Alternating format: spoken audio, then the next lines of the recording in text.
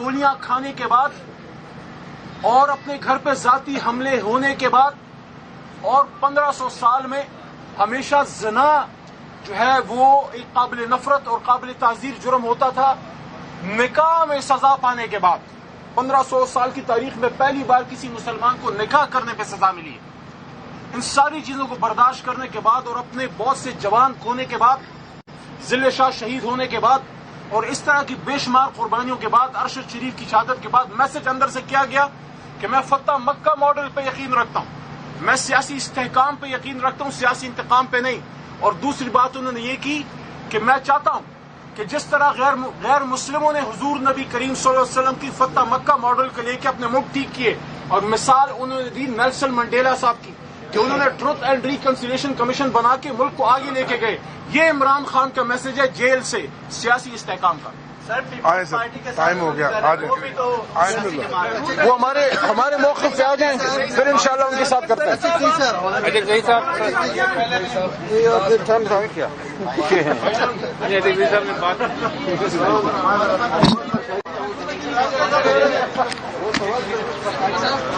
ساتھ میں ہمارے چیف عامر ڈوگر صاحب،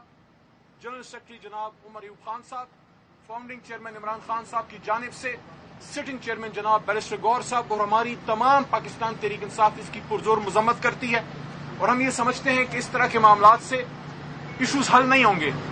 جذبات میں آئے بغیر ٹھنڈے دماغ سے بیٹھ کے ہم پاکستان کے مسائل کا حل اس پارلیمان میں حل کر سکتے ہیں، جو ہمیشہ چکزئی صاحب بھی یہ بات کرتے تھے، عمران خان صاحب بھی یہ بات کرتے ہیں، اور شومئی قسمت میاں نواز شریف صاحب اور زرداری صاحب یہ بات کرتے تھے، لیکن اس پہ عمل کرنا ان کا ندارت۔ بہرحال انشاءاللہ ہم پر امید ہیں، آخری بات، کہ یہ فیصلہ عمران خان صاحب کا پاکستان کے لیے ایک بہت دیر پا بہت بہتر ہوگا، جمہوریت کی بقا اور استحکام کے لیے۔ اور انشاءاللہ ہم پر امید ہیں کہ ہم اصلی ووٹ فارم 45 والے ووٹ سے انشاءاللہ اچکزئی صاحب کو صدر بنائیں گے، اور اس میں ہمارے تمام اکائیاں، ہمارے تمام صوبوں سے ہمارے ایم پی اے صاحبان، مرکز سے ہر جگہ سے ہمیں انشاءاللہ ہماری جماعت سے سپورٹ ملے گی۔ میں درخواست کروں گا چکزئی صاحب سے، اس کے بعد چیف وپ صاحب بھی کھڑے کہ تھوڑا سا اپنے خیالات کا اظہار کیجیے گا۔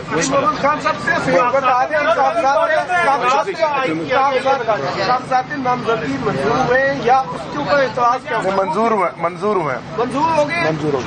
اعتراض کیا تھا؟ نہیں، کوئی اعتراض نہیں تھا، بس منظور۔ فربلس سے اعتراض جس طرح ہوتے رہتے ہیں، ظاہر ہے کسی نہ کسی کو تو پاکستان کی یگانگت اور اتحاد سے تکلیف تو پہنچے گی۔ چلو بس آئے سر۔ مفاہمت کی سیاست جو عمران خان صاحب نے ابھی شروع کی ہے وہ 2018 میں کی نہیں تھی، اور جو لقابات، جو الفاظات محمود خان الدرجائی کے بارے میں اسمبلی میں استعمال کرتے رہے، بانی پی ٹی آئی، کیا وہ دھل گئے؟ آپ کا سوال ہو گیا سر جی، اگر ہم اسی طرح دائروں میں سفر کریں گے تو ہم تو لڑتے رہیں گے، 25 کروڑ رولتے رہیں گے۔ آج عمران خان نے، اور میں آپ سب سے درخواست کرتا ہوں، پچھلے 25-30 سال میں جو سب سے بڑا مضبوط میسج کسی بھی بڑے سیاسی لیڈر نے اسیری کے دنوں میں زندان سے دیا ہے، وہ عمران خان نے دیا، کہ جب میں اور میرے بڑے بھائی جناب عامر ڈوگر صاحب اور ہمارے انتہائی محترم سردار لطیف کھوسہ صاحب، بھائی جان آپ کی توجہ چاہ رہا ہوں، جب ہم جیل میں جناب عمران خان صاحب سے ملنے گئے بھائی، تو انہوں نے 200 دن کی اسیری کے بعد اور بدن میں گولیاں کھانے کے بعد اور اپنے گھر پہ ذاتی حملے ہونے کے بعد اور 1500 سال میں ہمیشہ زنا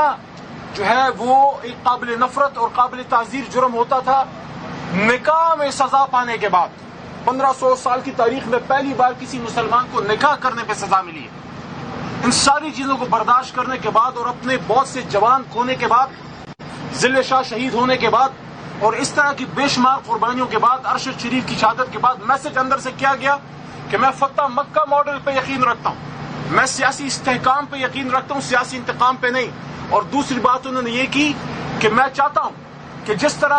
غیر مسلموں نے حضور نبی کریم صلی اللہ علیہ وسلم کی فتح مکہ ماڈل کو لے کے اپنے ملک ٹھیک کیے، اور مثال انہوں نے دی نیلسن منڈیلا صاحب کی کہ انہوں نے ٹروتھ اینڈ ریکنسیلیشن کمیشن بنا کے ملک کو آگے لے کے گئے۔ یہ عمران خان کا میسج ہے جیل سے سیاسی استحکام کا۔ آئے سر، ٹائم ہو گیا، آ جائیں۔ وہ ہمارے موقف سے آ جائیں، پھر انشاءاللہ ان کے ساتھ کرتے ہیں۔ ساتھ میں ہمارے چیف عامر ڈوگر صاحب، جنرل سیکرٹری جناب